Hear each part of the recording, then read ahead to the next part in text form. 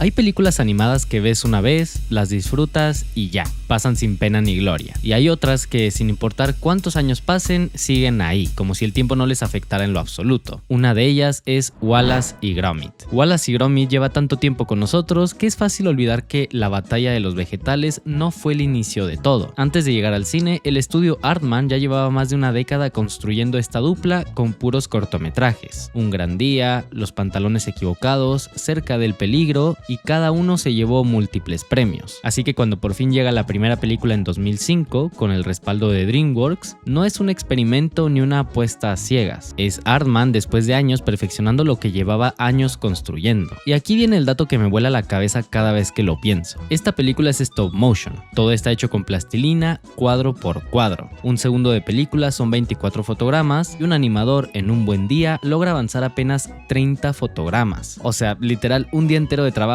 para conseguir poco más de un segundo de película. Multiplica eso por hora y media de metraje y entiendes por qué esta gente merece un altar. A decir verdad, creo que es mi estilo de animación favorito. Y todo este esfuerzo no fue en vano. La película se llevó el Oscar a Mejor Película Animada, convirtiéndose en la segunda cinta de DreamWorks en lograrlo, justo después de Shrek. Y fue la primera película en stop motion en ganar un Oscar. Así que hoy vamos a visitar Wallace y Gromit. Esperen, me gustaría antes agradecer los 10,000 suscriptores. De todo corazón es algo que me pone muy feliz, saber que les gustan los videos y eso me motiva a seguir haciendo más. Me gustaría en algún momento hacer algún especial, algo más personal, pero bueno, tendré que planearlo. Déjenme en los comentarios si les gustaría ver algo así en el canal. Ahora sí, continuemos. Hoy vamos a visitar Wallace y Gromit, la batalla de los vegetales, y vamos a entender por qué a pesar de los años sigue siendo una de las películas animadas más originales, creativas y únicas que existen.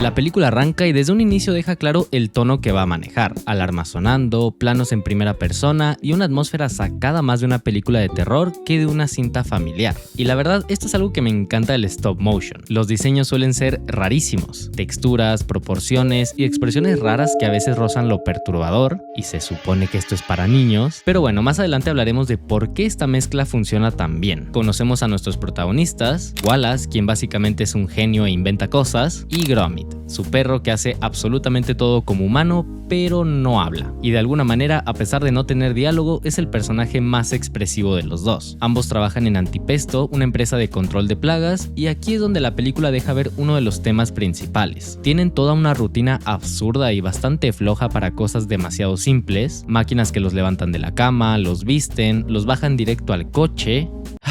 ¿A quién engaño? Yo también quiero una de esas. Es ese tipo de humor que no necesita diálogo ni chiste explicado, muy a lo Mr. Bean. En general, esta película tiene un humor bien británico. These are great.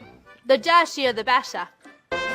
Si bien esta película no es tan profunda como otras de las que hemos hablado en el canal, sí puedo notar una crítica muy sutil a la dependencia de la tecnología e incluso para las tareas más insignificantes. Y me encanta porque más allá de haber envejecido, su trama podría sentirse incluso más fuerte hoy en día. Pero bueno, hay una plaga de conejos arrasando con los vegetales gigantes de todo el pueblo días antes de la competencia anual de vegetales gigantes. Sí, la gente de ese pueblo no conocía la televisión, y todo es muy divertido porque la situación es absurda, pero todos actúan como si fuera algo grave. Una plaga de conejos comiéndose zanahorias se siente en el tono del largometraje como si en una película de terror hubiera muchos asesinatos de repente. Y esa desproporción entre lo ridículo del problema y la seriedad con la que lo tratan los personajes es prácticamente la base de todo el humor de la película. Hacer una historia familiar con el tratamiento de una película de terror. Hablando de detalles que no son casualidad, no solo los diseños son raros, los nombres también. Y espero que le den a esas pestes su merecido. Amén,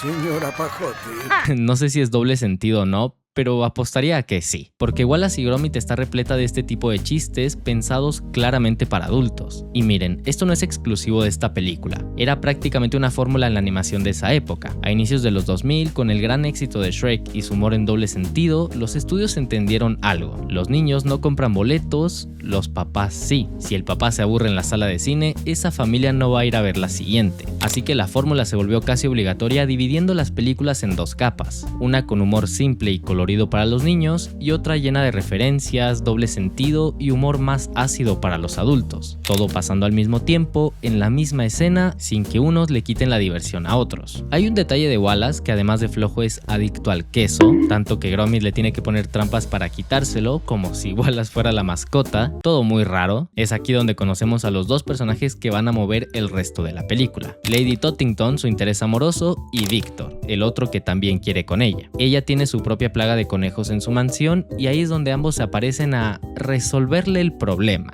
tipo la vecina tiene la coladera tapada o algo así. La cosa es que mientras uno lo hace salvando a los conejos con una máquina que hace cosas extrañas, ¡qué magnífica succión, Gromit! Muy extrañas al parecer, el otro es más clásico y quiere escopetearlos para enviarlos al cielo de los conejos. Pero todos sabemos quién es el bueno de la película. La película se llama Wallace y Gromit, no Victor y Gromit, así que él es quien se queda con los conejos. Y a todo esto, ¿qué hacen con tantos conejos? La cosa es que atraparlos suena bien en teoría, pero el problema es qué hacer con ellos después. Los guardan en el sótano de su casa, pero para este momento ya son tantos que empiezan a colarse en la cocina. Así que, fiel a su estilo, en lugar de resolver el problema de forma simple, Wallace construye otra máquina absurdamente complicada, un invento capaz de conectar su cerebro directamente con el de los conejos para reprogramarles el gusto por los vegetales. Porque claro, ¿para qué mudar de casa a unos conejos cuando puedes literalmente hackearles el cerebro? En fin, ponen en marcha el experimento y... Enciende el chupaconejos. Activa succión. No puede ser, ¿qué estoy viendo? Paren ya, por favor. ¿Se imaginan la cara de los padres que llevaron a sus hijos a ver esta película? Al principio parece que todo salió bien, hasta que vemos al conejo y entendemos que acaba de vivir el trauma más grande de su vida. Y honestamente, no lo culpo. Solo imagínense qué tan turbia tiene que ser la mente de alguien como Wallace para terminar así. Pero si hay algo que esta película hace de forma brillante, es su amor por el cine clásico de terror. Tenemos el momento de la creación y el científico loco, sacado directamente de Frankenstein. Tenemos al padre en un guiño casi calcado al exorcista. Señora Pajote. Y claro, no podía faltar el hombre lobo, porque resulta que el experimento sí salió mal. El conejo sufre una transformación que aterroriza a los demás conejos, mientras al mismo tiempo el padre es atacado por una bestia que devora todos sus vegetales gigantes. Todas estas referencias al cine de terror no se quedan solo en el guión, se nota también en cómo está filmada la película. Hay planos con sombras larguísimas y esa iluminación casi expresionista que perfectamente podrían ser de una película de terror dirigida por Tim Burton. Y esa es probablemente una de las cosas que más me encantan de Wallace y Gromit, y es que se toman en serio la estética del género que está parodiando en lugar de solo parodiarla. En fin, la bestia no solo atacó al padre, sino que se comió todos los vegetales gigantes del pueblo, así que obviamente todos están enojados y Victor ve la oportunidad perfecta para salir a cazar a la bestia con escopeta en mano. Algo me hace pensar que Victor es estadounidense, no sé qué será, pero antes de que eso pase, convence a todos de darle una oportunidad más a los protagonistas, una tipaza. ¿Y qué hacen Wallace y Gromit? Construir una marioneta gigante de coneja para confundir a la bestia. Por supuesto que sí, porque si algo le faltaba a Wallace en su historial de cosas raras era ser un amante de los furros. Muy sácale punta. Y como Wallace estaba más ocupado viendo a la coneja que manejando, terminan chocando y Wallace tiene que ir a buscar la marioneta. Si todo el tema del hombre lobo no había sido sutil hasta ahora, aquí vemos nuevamente a la bestia bajo la luna llena. Y creo que por eso conecto tanto con esta película, al igual que muchas otras personas. Soy muy fan de las películas de terror y de los monstruos clásicos de Universal, y este largometraje es básicamente la historia del hombre lobo con plastilina y para niños, pero de alguna forma funciona bastante bien. Gromit intenta detenerlo, pero la fuerza de la bestia es tanta que termina escapando. Al día siguiente todos siguen molestos, pero al parecer ya encontraron al culpable, quien resulta ser nada más y nada menos que Corralito. Es verdad, no lo había mencionado, pero al conejo traumado del inicio le pusieron Corralito. Solo que hay un problema con esa teoría, y es que Corralito, más allá de comportarse como una bestia, se comporta como Wallace. O sea, casi lo mismo. Wallace se conforma con la idea de que ya encontraron a la bestia, pero Gromit, que sigue siendo el único despierto en esta dupla, decide investigar un poco más. Y ahí es donde a Gromit se le cae la mandíbula al piso, ya que descubre que su mejor amigo es en realidad Tim Jacob.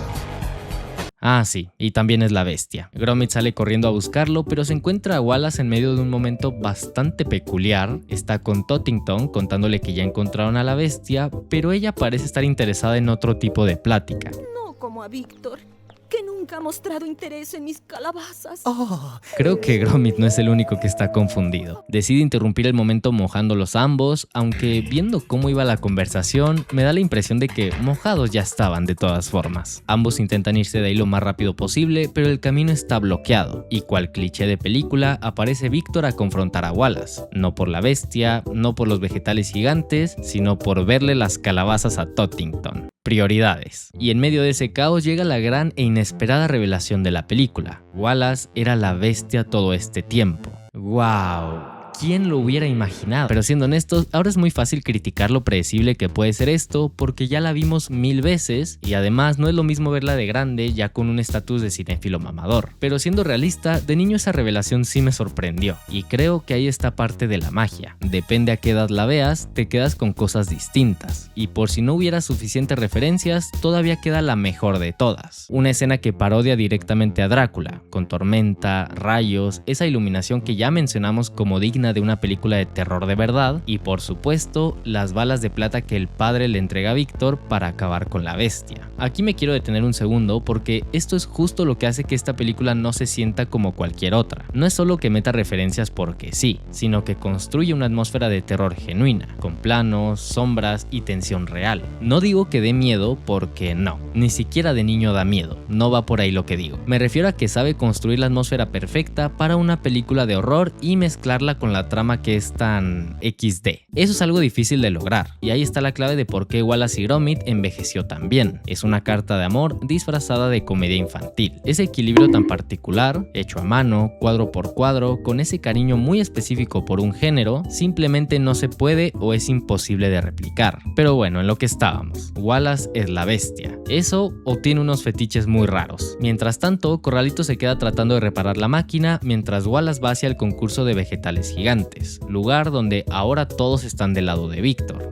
patata! No, ahora no. Vénseme la coliflor. Toda la película está llena de chistes así. Wallace, ya convertido en bestia, sube a Tottington a las alturas, una calca directa de King Kong, y aquí hay un dato que se me hace buenísimo. Cuando Ray Harryhausen, el tipo que prácticamente inventó cómo se hacían los monstruos en stop motion antes de que existiera el CGI, se enteró de todas las referencias que Nick Park y Steve Box estaban metiendo, fue a visitar el set en persona y aparentemente le gustó lo que vio. Si eso no te dice que esta película se ganó su lugar como una de las grandes en la animación, no sé qué más te lo va a decir. En fin, Tottington reconoce a Wallace y Víctor, después de contenerse durante 1 hora y media y siguiendo las costumbres de un estadounidense, ya está desesperado por darle un escopetazo a alguien. Así que le dispara a Wallace, pero por suerte Gromit aparece para salvarlo. Normal, Gromit es el MVP de toda la película. Él es quien hace todo y Wallace solo es una persona bastante extraña y amante de los quesos. El rescate sale mal y Wallace termina salvando a Gromit, pero muriendo en el proceso. Nah, esto es una película para niños, eso jamás pasaría. Al final le terminan poniendo a Víctor el traje de coneja para que todo el pueblo lo ataque, lo cual me hizo recordar cuando a los asaltantes los encueran para lincharlos, unos métodos bastante cuestionables, pero oye, yo no me voy a oponer a la justicia. Wallace y Gromit siguen exactamente igual, solo que ahora tienen la mansión de Tottington como el nuevo almacén oficial de conejos. Y así, sin mayor complejidad, termina esta historia tan bizarra. Un furro adicto al queso, su perro que no habla y es un genio, un conejo con crisis de identidad y un montón de referencias al cine clásico de horror, que sí. Dicho así suena que alguien bastante perverso escribió el guión a las 3 de la mañana, pero en pantalla de alguna manera todo tiene sentido.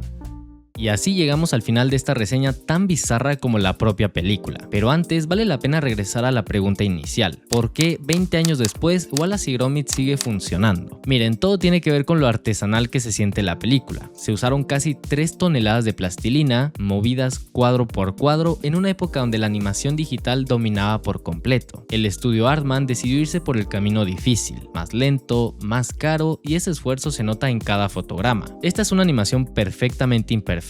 Si te fijas bien, a los personajes se les notan las huellas de los animadores, y más que un error de producción, es la firma de que hay gente de verdad detrás de cada escena. Es amor al arte en toda su expresión, y es justo la razón por la que el stop motion es mi estilo de animación favorito. Y todo ese trabajo no pasó desapercibido, ya que terminó ganando el Oscar a Mejor Película Animada, compitiendo contra estudios bastante grandes que ya llevaban años apostando todo a lo digital. Pero más allá de los premios, lo que hace especial a Wallace y Gromit es humor que te hace reír y igual a los 5 años que a los 30, solo que por razones diferentes. Una muestra de amor y respeto hacia el cine de terror clásico sin nunca sentirse como una copia, ya que todo lo hace a su estilo y con esencia propia. Y obviamente la química entre Wallace y Gromit, una dupla tan bien construida que es imposible no encariñarse con ellos una vez terminada la película. Existen muchas películas en stop motion, de las cuales la mayoría son excelentes, pero Wallace y Gromit tiene algo que las demás no logran replicar y no es casualidad que se hayan convertido en el sello de identidad de todo un estudio. Es la prueba de que la paciencia, el cariño y las ganas de hacer las cosas bien, aunque sea de la forma más difícil posible con tal de contar lo que quieres y como quieres, es más que suficiente para quedarse en el corazón de todos. Pero bueno, me encantaría saber tu opinión sobre Wallace y Gromit y sobre todo, ¿cuál es tu película stop motion favorita? No olvides dejar tu like si te gustó, suscribirte, compartirlo para que más gente pueda verlo y nos vemos en un próximo video.